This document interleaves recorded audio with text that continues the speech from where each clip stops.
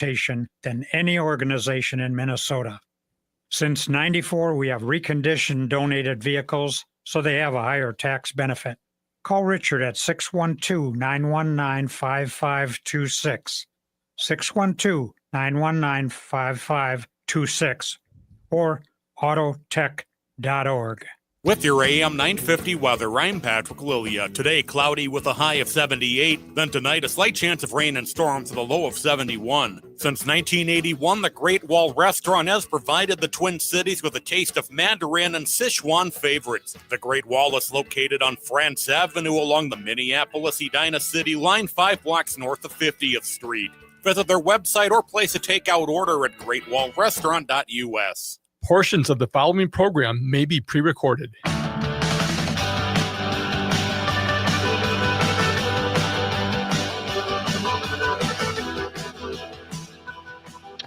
Good afternoon, everyone. Broadcasting from the studios of AM 950 KTNF, the progressive voice of Minnesota, and airing on WCPT 820, Chicago's Progressive Talk. Welcome to the Gaily Show. This is the only daily LGBTQ plus progressive radio news and talk show in the U.S. I am your guest host today. My name is Jake Wittich. I am managing editor of Windy City Times. We are Chicago's LGBTQ plus newspaper, having covered the city's queer community for 40 years now.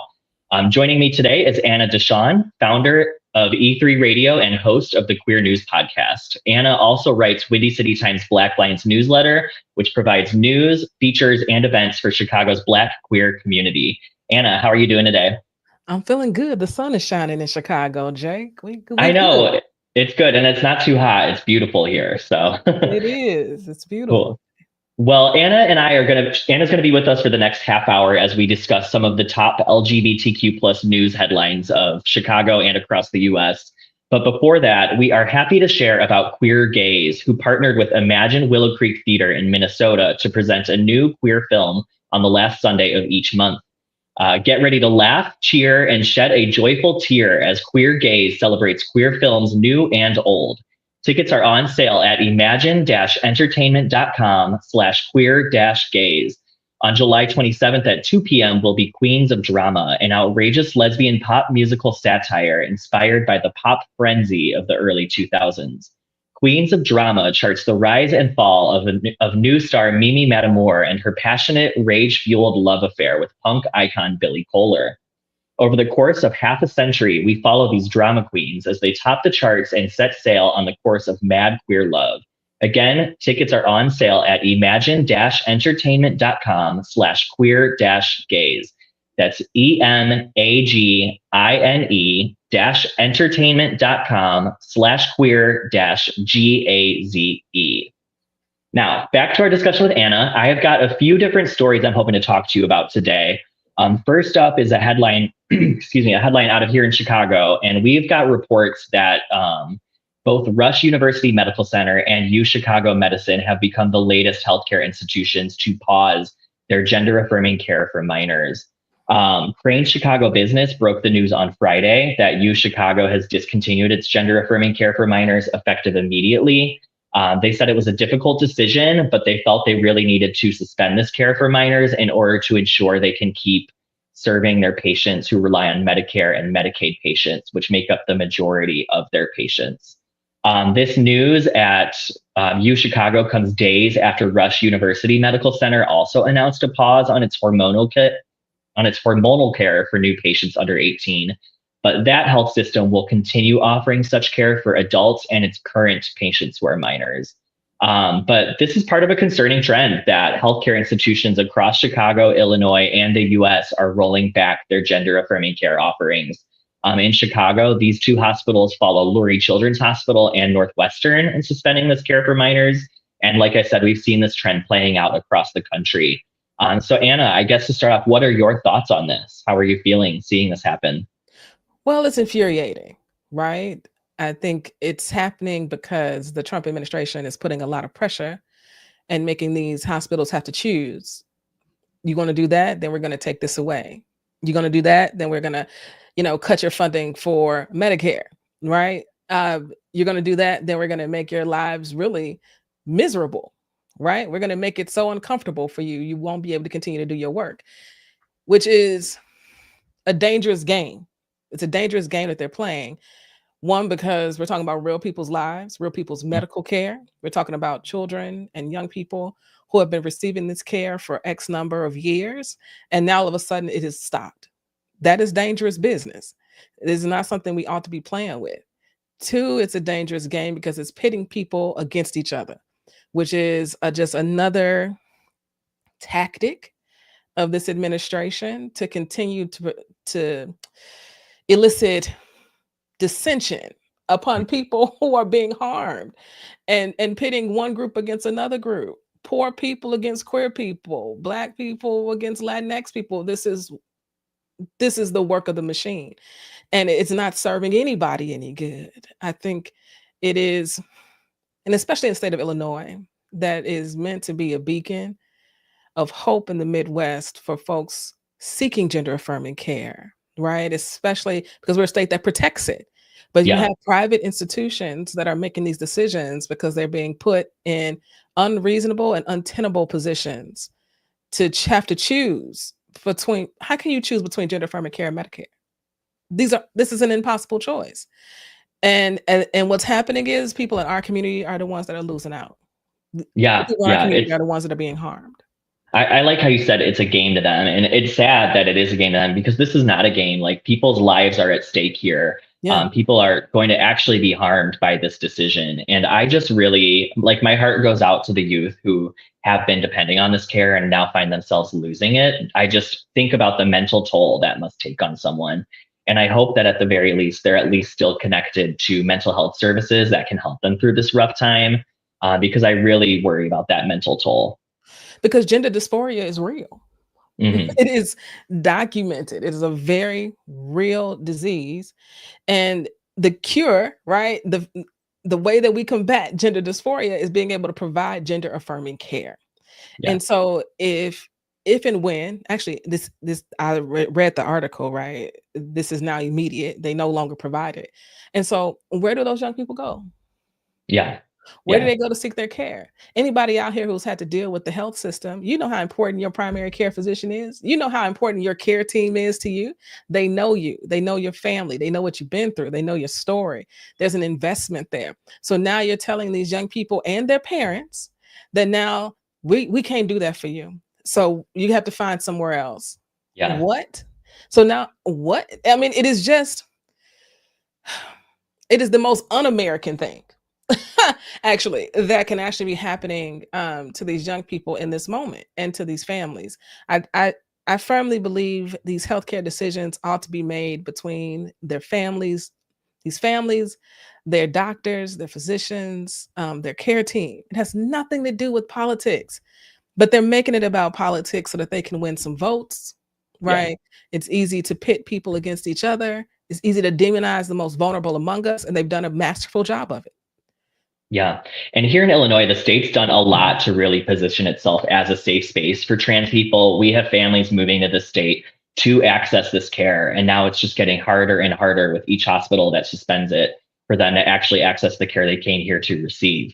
But I guess what does give me some hope is that politicians across Chicago and Illinois are taking a stance against this, whereas maybe in other states, they're just kind of letting it happen, or some Democrats might even just be looking the other way. But here in Illinois, like Attorney General Kwame Raoul was among 14 other attorneys general in February who vowed to protect access to this treatment. Our Chicago City Council passed a resolution last week condemning the hospitals that have suspended this care. And then the city and state, they also have shield laws protecting access to gender affirming care. But what I read in the Chicago Sun-Times is State Rep Kelly Cassidy said, these shield laws are great to protect access to that care, but they really can't withstand these federal attacks. So it's just really unfortunate that people who are coming here now might not even be able to access it. I know activists are planning protests around this. They're also trying to identify health institutions across the state that are still offering this care so that they can support families that need it. And I think that that's really going to be the key. I mean, these legal battles are so important. I know we got a couple more stories that I think illustrate just how important the legal battle is. And the people have to rise up in these moments, and it's community that's going to take care of each other. So if people are moving here because we are a brave space for LGBTQ folks, we have a lot of protections in this state. To your point, we got a lot of politicians that support, right, LGBTQ issues and humanity. That this is the time where we have to find the institutions that are supporting it, and the people that are at Rush, at UI, that these hospitals that Deuce and Lori that do support it but aren't able to provide it, can provide support to these other institutions that can. Yeah. I think it's a time where the people who are in those hospitals who are being mandated not to have to figure out ways that they can show up for the people who can, because the Trump administration, their whole goal is to go after the big people, right? The largest dollars. Okay. That's going to keep them busy. It's keeping us busy, the people doing the work busy. But then the people who they can't see so readily or so easily, how can we support them to be able to support the community? I think we have to figure out how we take care of ourselves in this moment. Yeah, I also worry about the bandwidth of the state to support everyone at this moment. There were already concerns, not concerns. The state has welcomed every family that's come here to receive such care, but just questions whether our hospital systems even have enough culturally competent, doctors and physicians and everything to support these families with trans people. And now with fewer and fewer hospitals offering this care, it might be harder and harder to support everyone coming here. 100%. And that's exactly what they want. Yeah. Well, I'll tee up our next story. We'll have to go to a break soon, but another big headline this week is I really want to highlight the recent protests over the federal government's decision to shut down the LGBTQ plus option on the 988 suicide prevention lifeline. And this has been it launched in 2022, and it's proven to be quite helpful to people. More than 1.8 people have used the LGBTQ plus line in the few years since it launched. And advocates say it's been really crucial for youth in crisis. But as of last week, the option it's gone under the Trump administration. And it's a little ironic because it launched under Trump's first administration. And now his second one is the one to roll it back. But it's just awful. Real quick, Anna, what are your thoughts? I'm just glad that there's other options. I mean, this is the attack. This is the plan, right? It was all outlined line by line. Okay. And they are successfully executing it. Now, like I said, it's time for the community to take care of the community. And I'm glad that there are other options. The Trevor Project, Trans Lifeline, the LGBTQ National Hotline, the LGBTQ National Youth Talk Line. There are other places that people can call. We just got to get the word out that these places are available. Yeah, totally. And this is, like we were saying earlier, it's a game to them, but this is not a game to us. These are everyday people, real life people. It's going to have actual harm, and it's just awful, And I remember being in high school, watching the debates over marriage equality and don't ask, don't tell, and the mental toll that took on me as a kid. I just feel so bad for the kids seeing these escalating attacks on their rights as they're at an age where they're coming to terms with their own identities and seeing that they're under attack. Yeah, the other day it was wild. I said, I feel like I'm in my auntie bag for real now. Because when we talk about the next generation, it is not me anymore. I am not the next generation. Right. Right. This is a moment where we really can put into perspective what it means to fight for the next generation's rights. Right? We're going to take a break here, but we'll continue this conversation when we're back. Again, you're listening to The Gaily Show. I'm your guest host, Jake Wittich, and we're with Anna Deshawn. July is the annual store-wide sale at Woodland Stoves and Fireplaces. Come see our diverse selection of wood, gas, or electric fireplace products for indoor and outdoor living. And right now, Woodland Stoves and Fireplaces can assure you the best price of the season on every product in the store. Let Woodland Stoves and Fireplaces help you choose and experience the joy of sitting by a fire. Summer is a great time to install your fireplace. You can find your perfect fireplace and have it installed and ready before the cold weather hits again. If you already have a wood fireplace, consider a fireplace insert.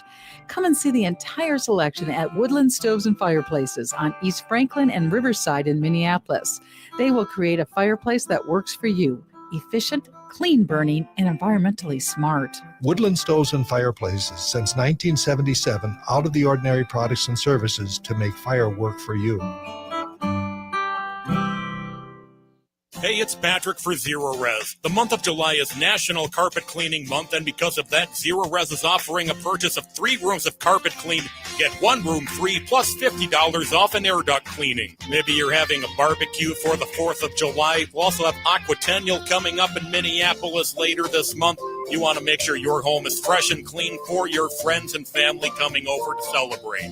If your carpet's looking more like a snowbank in late March, muddy, crunchy, and kind of mysterious, it's time to call Zero Res, don't you know? These folks come in with their fancy schmancy ZR water. It's like regular water, but with a master's degree in cleanliness. Zero Res can handle it all. Carpets, tiles, rugs, upholstery, air ducts, basically every surface in your home can be Zero Resified. So it's time to call the cleaning pros at Zero Res today. Schedule your appointment at ZeroResMinnesota.com or call 952-ZERO-RES and ask for the AM 950 special. Backward or forward spells the same. Zero Res. Think your company's safe? Your staff is working from home, right? As I speak, cyber criminals are mounting attacks across the country. Remember, when we're weakest, cyber criminals attack. Hi, Mark Sommerfeld from Rymark. The Rymark team is guiding our clients through these difficult times. In fact, demand has been so high, we created an easy-to-follow guide. It's yours free. Download our 5 steps to securely work from home now at rymarkit.com or call 651-328-8900 for a no-cost how-to discussion. Chanhassen Dinner Theaters brings you its most popular show of all time, Grease. You'll hear all your favorite hits from the Broadway musical and the movie.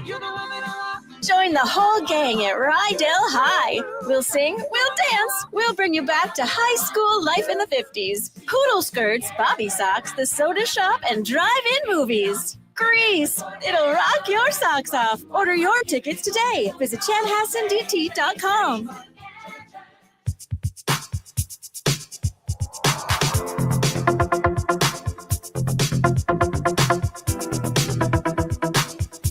Hello, everyone, and welcome back to the Gaily Show. My name is Jake Wittich. I am filling in for John today, and we are joined with Anna Deshawn, founder of E3 Radio and host of the Queer News Podcast. She is here. We are right now talking about some of the top LGBTQ plus headlines of the week. Right now, we're talking about the LGBTQ line on the 988 Suicide Prevention Lifeline and how that effectively was ended last week due to cuts within the Trump administration.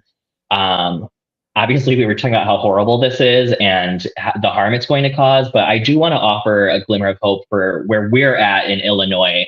And that is that the LGBTQ part of this lifeline is going to continue in our state at least. Governor J.B. Pritzker and the Illinois Department of Human Services affirmed that the LGBTQ plus option on the 988 lifeline will be preserved in this state despite the federal cuts. And the reason this is because the 988 contact centers in Illinois are funded by our Department of Human Services, and that department has worked to make sure that they still have the money to fund this program despite the cuts at the federal level. Another good thing is we have lawmakers in our state who are working to defend this lifeline, not just in Illinois, but nationwide. And that includes U.S. Rep. Raja Krishnamurti, who sent a bipartisan letter to the Trump administration last month urging them to reverse this decision. So I guess, Anna, I wanted to talk to you a little bit about how you're feeling to hear that it is at least going to continue in Illinois, and maybe your thoughts on what we can be doing to make sure other states can still receive this vital service as well. I mean, that's fantastic news. And I mean, I think this is why people are moving to Illinois, because we do have a governor that's willing to stand up and fight against Trump's discriminatory policies. Right. We have a mayor that has said that he is standing by the LGBTQ community. I mean, this is why people want to move here, who are fleeing and are truly refugees in their own country, right? Having to flee other states because of the lack of care. I think it's fantastic because we know the impact that these bills, the legislation, the culture, the commentary on social media, we know the impacts that this is having on young people. Because of the rates, the number of calls these 988 suicide lines receive. I mean, I reported on this a couple weeks ago. I mean, I think the numbers are at like over 1 million. Yeah, what I have is 1.8 million have used the line, and it's available via text and call. That is insane. That is a public health emergency. Yeah. The fact that many people needed a lifeline, right? that didn't exist maybe in their home. They didn't have anybody else to talk to. They needed a safe space. And for me, and I think this is how so many people in our community feel, is that this is so tragic because for us, one person is too many. Yeah. So to think that there have been over 1 million, right? I mean, this is a crisis. And I think what's clear too is that, right, in this moment in time, the state, and I mean not Illinois itself, but the federal government could care less.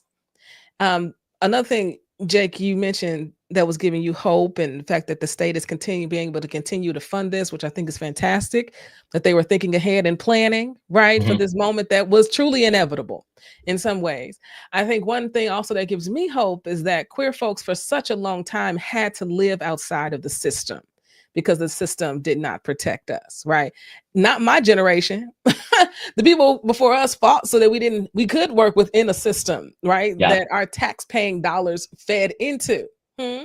But now we're having to take their lessons on how they lived outside of the system and how they survived and how they took care of each other and all the ways in which, they were able to still live full lives even without the full representation or the full humanity of themselves being seen in our political landscape. So Right. I think the fact, knowing that there have been generations before us that were able to survive without federal protections gives me hope that in today's society, with technology, with the way in which we can connect with each other through social media, through all these other ways, True. that we'll be able to get through this moment too. And it's going to be just as hard as it's always been. Yeah. I just think this is our generation's fight in this moment. And we have each other. We've always had each other, and we're going to keep. Yeah. We always have. We've always had to. I think it's so interesting. Like, Jake, right? Like, okay, I know this is going to sound like a wild analogy, but there's commentary around what integration did to the Black community, right? Let me just take this as an example. My mother grew up in an all-Black town in Mississippi, right? Black banks, Black hospitals, Black grocery stores, everything was Black owned because it had to be. They had to survive. They had to do that. And so all the money went back into their community. Integration hits, and now everybody can go to all the other places, and now everybody can go to all the other things. And then the town loses the money. And then, right, the hospital closes, the restaurants close. You're right. All these things happen as an effect of people leaving the communities. Child, we were in a moment where it felt like we were getting integrated into society. Yes. And now they're saying, no, you're not welcome. And so, family, we have to figure out how now we go back inside, back to ourselves in some ways to ensure that we can survive this moment. Yeah. Because this is just, it's devastating on a lot of levels. And with the Supreme Court being as conservative as it is, we're not in the 5-4 moment anymore. We're in a 6-3 It's important moment. we stay organized. Yeah. This onslaught is not going to stop anytime soon. We've got 40-50 years of a fight here. Totally. Well, thank you for sharing that perspective, Anna. We've got just a couple more minutes with you, and I want to make sure we have time to talk a little bit about E3 Radio, where people can follow your work and the Queer News Podcast. So do you want to tell us a little bit about what you're up to? Absolutely. Family, I'm your favorite queer radio personality. Okay, we out here every Monday dropping 5 or 6 queer news stories that you should know about.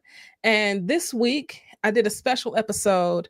I got an opportunity to interview Jose, maybe Abrigo. Yes, Abrigo from Lambda Legal about the case, right? This $6.2 million has been restored to 9 LGBTQ organizations in California, which was a huge win. And so we got a chance to talk about that. So if you want to hear more about that story, family, you got to tap into the Queer News Podcast. You can listen wherever you listen to your favorite pods. And the website is? e3radio.fm. Yeah, go there, sign up for Anna's newsletter. I get it every Monday. It's great. And you also write another newsletter for Windy City Times. Do you want to tell us a little bit about Black Lines? I do, and I love Black Lines. I love talking about Black LGBTQ life here in Chicago. If you want to get tapped in, if you're traveling to Chicago and you're wondering what you're going to do, what you're going to get into, what's happening, tap into Black Lines. Subscribe ASAP. Go to Windy City Times and subscribe. It's a fantastic newsletter. Jake does an amazing job curating the stories, telling the history, sharing events. It's a fantastic newsletter. Yeah, it's a lot of fun. It's a monthly newsletter. It's out the fourth Wednesday of every month. So we actually have one out this Wednesday. To sign up, go to windycitytimes.com/newsletters and check Black Lines. We've also got a few other ones. Another one I enjoy is En La Vida, which is kind of Black Lines' sister newsletter, and that is for Latinx LGBTQ plus people. So we've got a lot of options, from events to news to more culturally centered newsletters for people to check out. It's a lot of fun. It is. Y'all know y'all doing it. If you're listening to this, I know you care about local media. I know you want to support it. And so this is other ways you can do that. Well, we're going to fit in another break here. Thank you so much for joining us, Anna. It's been a lot of fun talking to you. Thanks for having me, Jake. Yeah, have a great day. You too. This is Santita Jackson, Minneapolis, St. Paul. I couldn't be more excited about starting.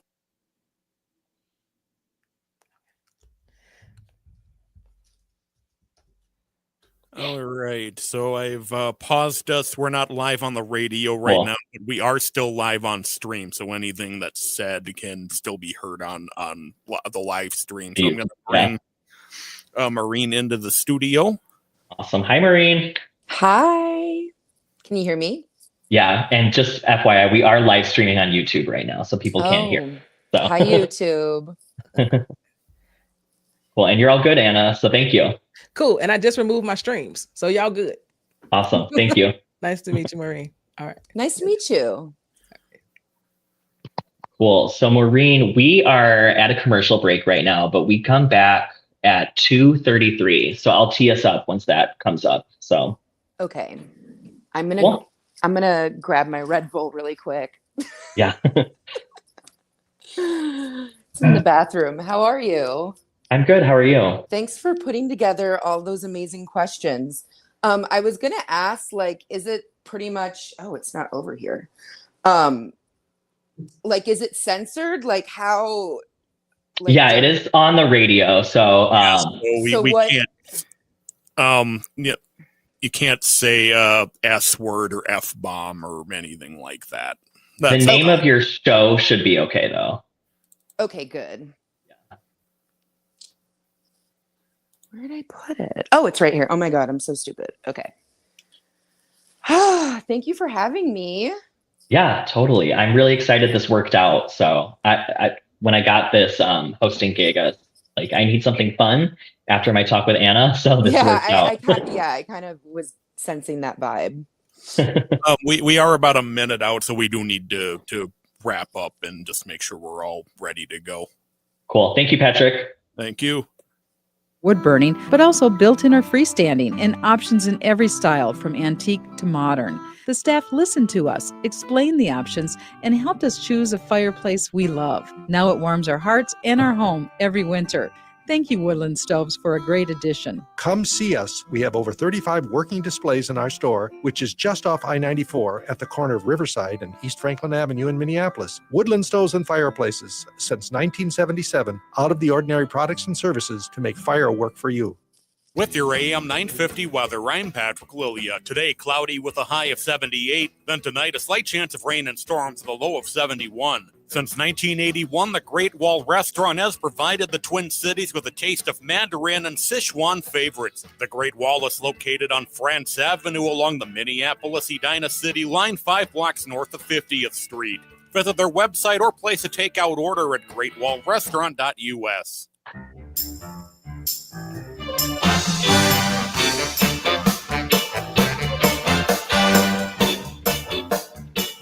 Hello, everyone, and welcome back to The Gaily Show. For those of you just tuning in, my name is Jake Wittich. I am the managing editor of Windy City Times, and I'm filling in for John today.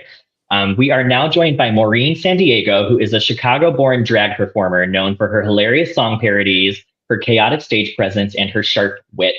Maureen, who now lives in now lives in LA, is returning to Illinois, Chicago next month. with her acclaimed live show, A Star is Aborted, which you can catch on August 2nd at 7 p.m. at the Newport Theater. Maureen, how are you doing today? I'm doing great. I'm so happy to be back in Chicago, my favorite city. No offense, You're Los Angeles. you're actually in Chicago right now, you mentioned, right? I am. I was like, is there an actual studio? And you were like, no, it's over video, which I'm fine with as well. Very happy to be Yeah, here. maybe if we were in Minneapolis, possibly. But thank you so much for joining us. I'm really excited to talk about your new show, your artistic journey, and your ties to Chicago.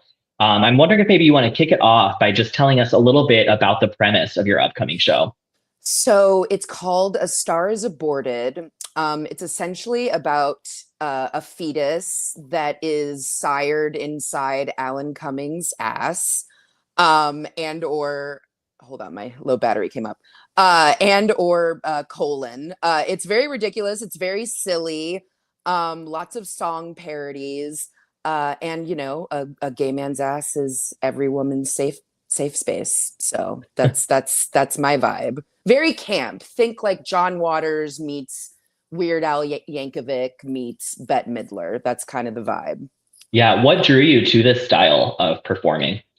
Well, when I was in acting school, my acting mentor always told me, like, I'm so sorry. I know you're in your 20s, but you're not going to get your great roles until you're in, your 40s and 50s. So I just decided to be that role a lot younger, starting off doing Maureen when I was probably 23, 24. I'm 35 now, a healthy 35. And I was really inspired by, Toady Fields and Patti LuPone and Elaine Stritch. I went to this summer camp called Interlochen that's actually in Michigan. And my acting teacher, I'll never forget it. She made us all lay down on the floor and listen to Elaine Stritch live at Liberty when I was like 15 years old.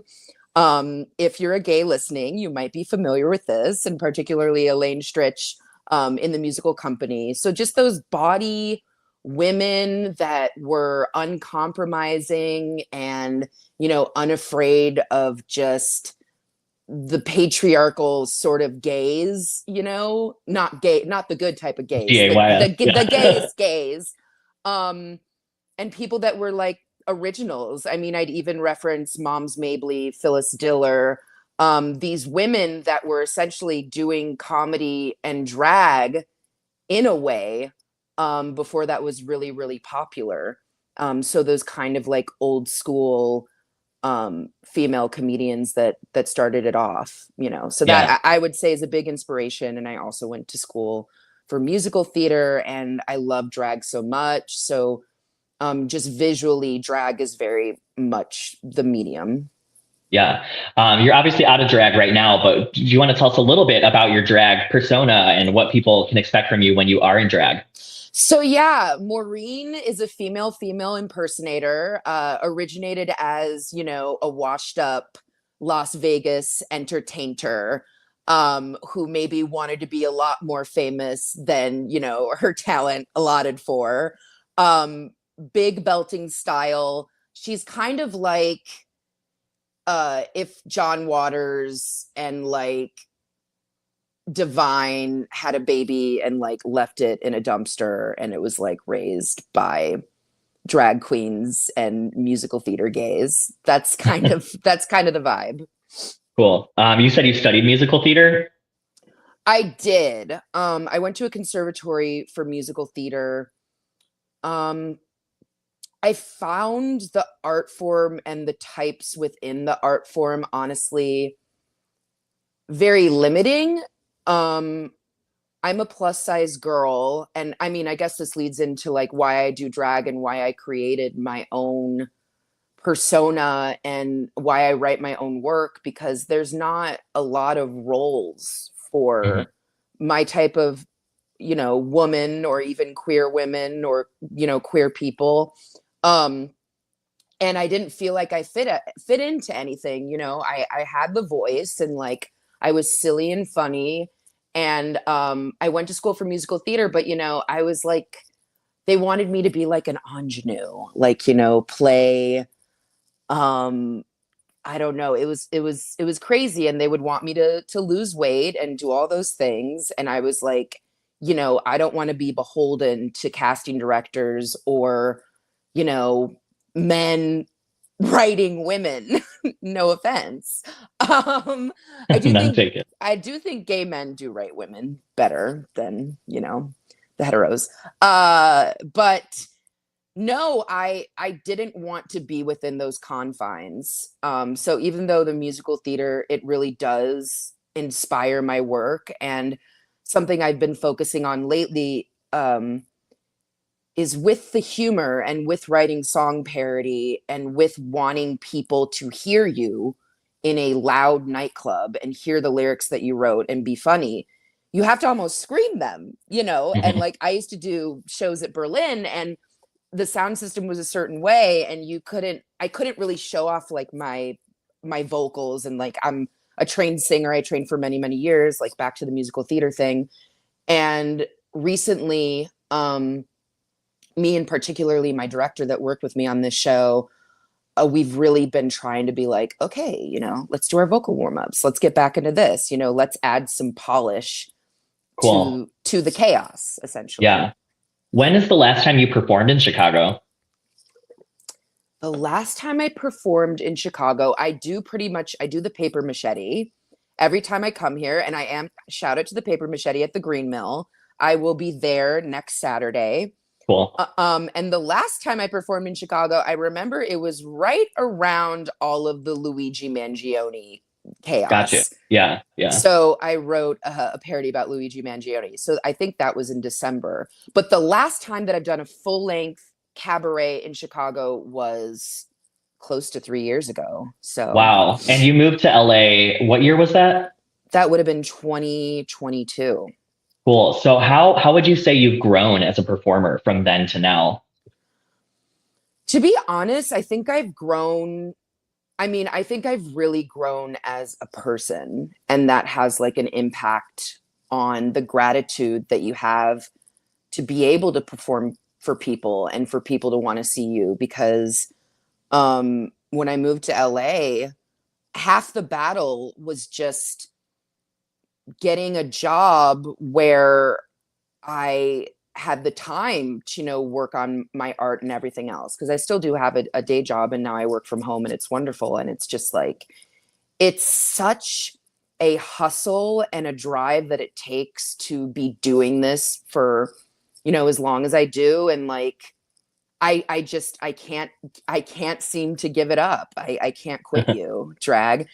So there's a lot of personal development and like a lot of hard times that I went through that made me even more grateful for like the community I had in Chicago, and now the community that I'm like growing in Los Angeles. But it was very much like I had friends out there, but finding community was a lot more difficult and sort of starting from scratch. So as a performer, I think there's more stakes to what I do now. I try not to put too much pressure on myself, but I really want to give audiences, they're paying for tickets, they're sometimes finding a babysitter and whatnot, and I really want to give them something worthwhile. I'd say the main thing that changed is I used to be self-directed. So, which is really hard. I mean, producing the show, writing the show, you're accounting too, paying everyone in the show. It's part of the hustle. Yeah. Any independent artist and it's like, that's what I tell people, that, they say they're going to do something, and I'm like, well, do it, because you're going to fail and it's going to be hard. And, if you're sitting here saying you're going to do it, just do it. And I had some of that failure again in Los Angeles, because it's a completely different city. It's really hard for people to come see things, but it's so worth it when they do. So I did the Hollywood Fringe Festival, which was a really big undertaking. But I had a director, John Flynn, who's wonderful. He teaches at UCB, and I'm trying to remember what, like the Moth. He's like a Moth, like champion storyteller. Cool. And he just helped me polish the work, because the investment and the risk is so much greater in Los Angeles than in Chicago. And artists here are very, very lucky because it's Chicago, I always say, is the great incubator of amazing art. So many amazing artists have come from here and moved on to like incredible things. And there's so many amazing artists still here. And yeah, it's a lot easier for an independent artist in Chicago than Los Angeles. But I have big dreams, you know. Yeah, I have awesome. big Hollywood dreams, so I had to go. It's been exciting to see you go from Chicago. I've seen you perform at Berlin back in the day before it closed. And it's been exciting to see you go to LA and spread your wings and grow. But I'm curious, how would you say Chicago's drag and comedy scene has shaped you? Or maybe what are your favorite parts of the scene here? Just the acceptance and the openness to things that are different. And honestly, the celebration of that. And nothing is off the table. I mean, the drag that I've seen here, it's just so creative. And it's so rich because the comedy scene, inspires it. And you have queens like Dairy Queen who are like, incredible stand-ups. And you have queens like Lucy Stool, who is such an incredible makeup artist and host and performer that she makes it look so easy. And people here, they're not doing it for clout or to be famous. I mean, maybe they are, but Maybe I think that's sort of that's an undercurrent, but we like to make really exciting art here. The art has always been the top thing. And one thing that I loved about Chicago drag, even like when I did Crash Landing back in the day, is we're always trying to one up each other, and we're always trying to one up ourselves. And it's like competition, but like in a great way. Yeah. What's going to be the next big gag that's going to shock everyone or make everyone laugh, No, exactly. And I feel like I was sort of in a stasis with Maureen and doing a lot of the same things. But when I came into the Chicago drag scene, I was like, oh my God, everybody's so visually beautiful and interesting. And, the level of polish and, even like back in the day, like hanging out with Shea Coulee in the dressing room and see she's in a Marvel show now. But like, even for her and a lot of other people, it's about the art, and it's about entertaining people, and it's about queer joy. And especially coming up in a place like Berlin, where it's like your queer cheers, and you go there and like your family's going to be there and you're doing it for them. And it's not, I mean, we can be shady, but it does feel very familial in a way. And I don't think I would have been as pushed as an artist if I was in any other city. And I don't think I would be able to have done financially the things that I have done in terms of producing my own shows if I was in another city. And it's like, if you make a fan in the queer community, they're fucking there. Oh my God, I'm sorry. If you make a fan, they're there. They're there. Oh my God, sorry, I got lost in the explanation. I'm banned from radio now. Oh, okay. I only said half of it, so it doesn't count, right? I'm not the rule maker. Right. So that's how Chicago like inspired me and continues to inspire me from very dedicated. afar. Yeah. Yes. Cool. Well, we are here with Maureen San Diego. We're going to take a minute to hear from our sponsors. We'll be right back and we'll continue this conversation.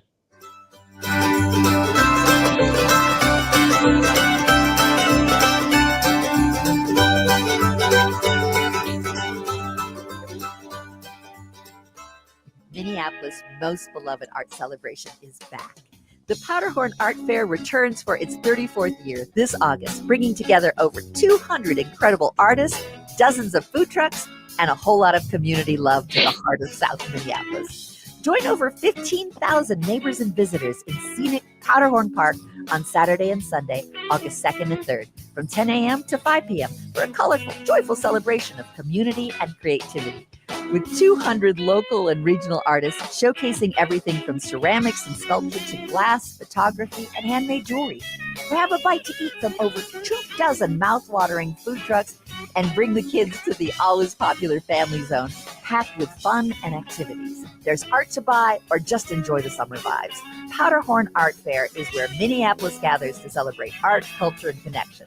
Saturday and Sunday, August 2nd and 3rd. Admission is free, and you can find the details at powderhornartfair.com.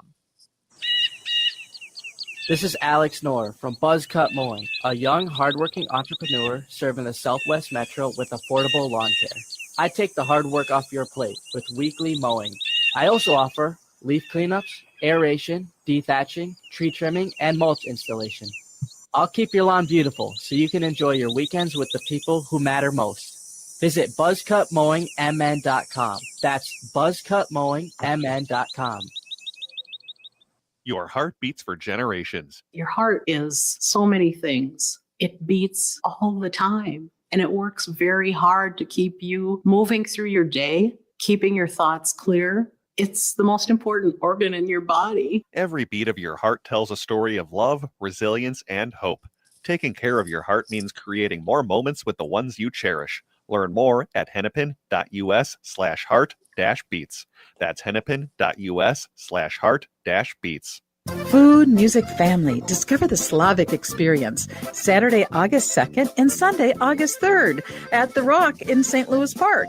Polish music from Polka King, Ukrainian band Yev, gypsy music, a donut eating contest, fashion show. Whether you're a Slavic immigrant, have roots in one of the 14 Slavic nations, or simply want to experience Slavic culture, don't miss Slavic Experience, August 2nd and 3rd at The Rock in St. Louis Park. For more information, slavicexperience.com. Hi, it's Mitch, owner of Junk Masters. Spring's the perfect time to get your space back and clear out those unwanted items. The best part? Just show us what goes. We are local and independent, just like AM 950. We provide residential and commercial services. Our landfill diversion program includes donating, recycling, and leveraging waste to energy whenever possible. You don't have to worry about a thing. We do all the work for you. Contact us for a free quote. There's no obligation. Visit junkmastersmn.com to get started today.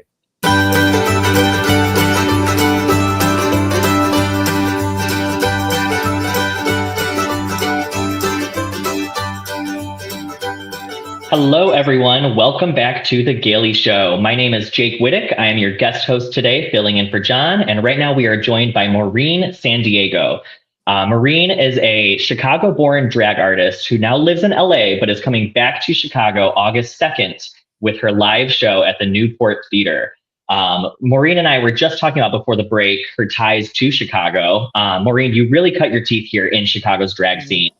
How would you say that the drag and comedy scene here has shaped you? And maybe what's the most important? Here's a good question. What's the most important lesson you've taken from Chicago drag? The most important lesson I've taken from Chicago drag is you can always one-up yourself. I feel like people get stuck maybe in the same style, but here you see growth within drag queens, within artists. I think a lot of queens that I love, they're completely different from where they started, you know, and you're always trying to progress here and make your work better. And I think a lot of drag queens, you know, they watch Drag Race and they don't want to leave their bedroom and go into the club unless they're looking polished and perfect. But like, one of my favorite things is when people, you know, they're starting, you know, their makeup might not be perfect, but they're feeling themselves and they're out there and they're out in the world. And seeing that transformation, seeing that growth, and also being open to criticism from your other queens, and not necessarily criticism, but advice from drag queens that have been doing it for a long time. I mean, a real thing would be, you know, come to the show early, get backstage, let's paint together, and let's, like, I'll show you what I do and you show me what you do, and, you know, we're sharing products and things like that. So I think to simplify that, it's permission to grow, because I think some people, they get comfortable in one spot creatively, but here you can do a complete 180 and everybody's like, okay, they're doing that now, you know? Yeah. Yeah. So Cool. One thing I've always appreciated about you is you are obviously, as you should be, very proud to be a woman, you know, and it's changed a lot in recent years. And women have always been doing drag, but there's some pockets where maybe it's not as welcome. Have you ever encountered any adversity being a woman who does drag, and how have you seen it change in recent years? honestly, in regards to adversity, a lot of the people I'm around now, particularly men, are curious, and usually straight men are the most curious. And they're like, what do I call you? I don't want to be homophobic. And I'm like, well, first of all, I'm a woman that does drag, so I don't know how that could be homophobic. But there's a lot of curiosity. There's a lot of, sometimes it's like, oh, are gay men okay with you doing that? But you do get the occasional person in the comments. I mean, I don't think anybody is brave enough to come up to me and try to tell me what I can and can't do when I'm in drag. I was You know gonna what say, I mean? especially when you're in drag. Because when I'm in drag, I look like, there's no denying that I am a drag queen, you Yeah. know? And that's a big thing from starting in Chicago and having to sort of grow that acceptance. But I think people accepted me before they accepted me, women doing drag. I don't know if that makes sense, but It almost wasn't a thing until it became a thing, you know? right. But it's kind of always been a thing. Yeah. I like to say gender's a part of drag, but drag to me is more so about self-creation and self-actualization and making a version of yourself that's almost like a superhero version. It's more than just playing a character. It's an elevated version of self. And I think a good example of that is drag queens don't look like women. I mean, they do, but do they look like a woman walking down the street? No, they're not Right. trying to look like women in the traditional sense. I mean, there is that kind of drag, but now it's like they want to look over the top, fashion wise, you know, campy, all of these things. But, you know, I have caught a few strays online. There was a comment on my poster that was, why are you doing drag? You know, women can't do drag. But the funny thing is that I posted a video of me recently where I was kind of trolling a anti-trans protest and, you know, just being, you know, screaming at them, like sort of just being like, go home, we hate you. That sort of thing in drag. And a lot of the comments were from anti-trans people that were like, you're not a woman, you're a man in a dress. You know, It's like continue, yeah. They didn't realize I was a cis woman. So they would be like, you're a predator, you're, you know, all these things, like, and that's an interesting place to be in too, because when you look like a drag queen and you have that, I mean, you're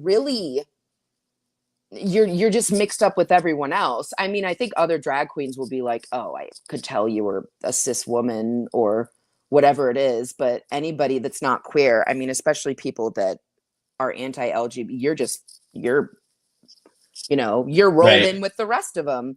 Yeah, So yeah. that's a part of the adversity too, but I really just don't pay attention to any negativity. I do remember a few things, but sometimes it's like, maybe Just keep your eyes on the art. Yeah. Do Right. you? Yeah, exactly. We have just about a minute left, so I want to Okay. give you a chance to talk. Where can people get tickets to your show? Where can they follow you and keep in touch with your artistry? Oh, always just follow me on Instagram. It's at Maureen San Diego. Maureen San Diego, like the city. And you can find my tickets in the link in my bio. The show's called A Star is Aborted Chicago Style, and I would so love to see you all there. Awesome. Thank you, Maureen. And that is all today, everyone. Thank you so much for listening to The Gaily Show.